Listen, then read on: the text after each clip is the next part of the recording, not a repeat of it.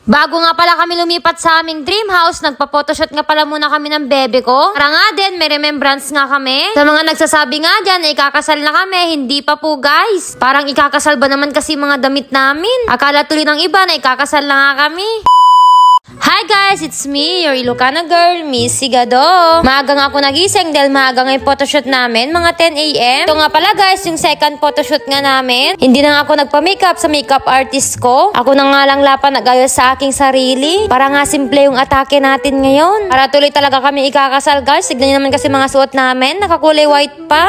Naku, napakadami na naman maniniwala nito. Hindi guys, kaya nga nagpa-photoshoot kami sa aming bahay is para may remembrance nga kami. Ipapa-frame nga din kasi namin yung mga picture nga na mapipili namin. Kunwari nga, sweet-sweetan kami dyan. Kala mo, di nag-aaway. Plastikan pa more. Diyos ko guys, nai-stress pa nga ako sa aking sandal. Tinitiis ko na nga lang. Sobrang taas ba naman kasi hindi ako sanay. Itong time nga na photoshoot namin, sobrang tirik na tirik yung araw kaya sobrang init. Mangingitim at mangingitim na naman tayo for today's video. Ilang click pa lang yung picture. Grabe, napakainit na pawis na yung mga itsura namin. Hulas na talaga yung mukha namin guys. Papalagyan ko na nga ng filter sa aming photographer. Dito nga guys, tapos na nga yung aming house tour. Kaya sa mga nakapanood dyan, maraming salamat. Nagpa-photoshoot na ulit kami ng bebe ko para mas madami nga kaming kopya. Meron yung solo, tapos meron naman yung dalawa kami. Sayang nga guys, kulang nga yung motor. Wala nga yung aking Aerox. Wala nga din yung aming black na kotse, yung Hyundai. Apo, nagrugitan nga na washingan. Kung may solo nga sa lipad jack, syempre di tayo papatalo. Mag-solo nga din tayo. Grabe guys, parang kailan nga lang nung naghuhugot nga tayo sa bukid. Ngayon guys, ito na nga, nasa harapan ko na nga yung aming dream house. Ito talaga yung tinatawag na the goal. Ito talaga yung goal namin ng bebe ko, ang magkaroon ng sariling bahay, sariling sasakyan at sariling motor. Dati kasi guys, is nagkikihiram lang kami, tapos wala kami masakyan, commute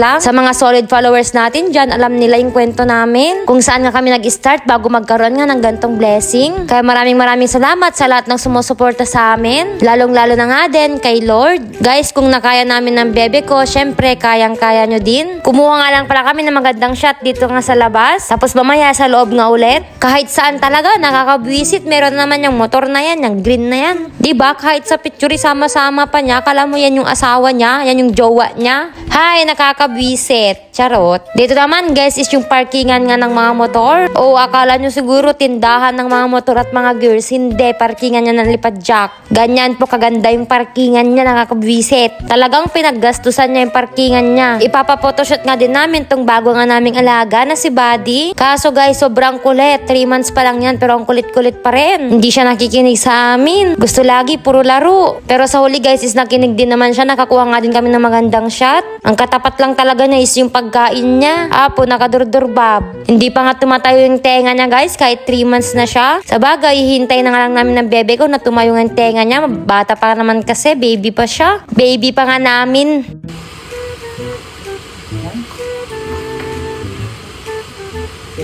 Nag-photoshoot nga pala kami dito sa may loob. Naku, alam nyo naman na yan. Siguro kung nanood kayo ng house tour, lahat ng bahay namin, alam nyo na yung kasulok-sulukan niya. Pre-photoshoot ang atake namin ngayon, guys. Diba? Dating nagbabike lang, ngayon may sariling bahay na. Nagpa-picture lang sa akin noon. 3 years na kami ngayon. Diba, guys?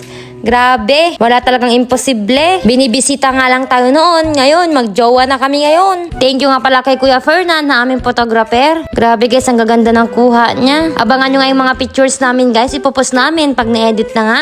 Hanggang dito na nga lang. Maraming salamat sa panonood at maraming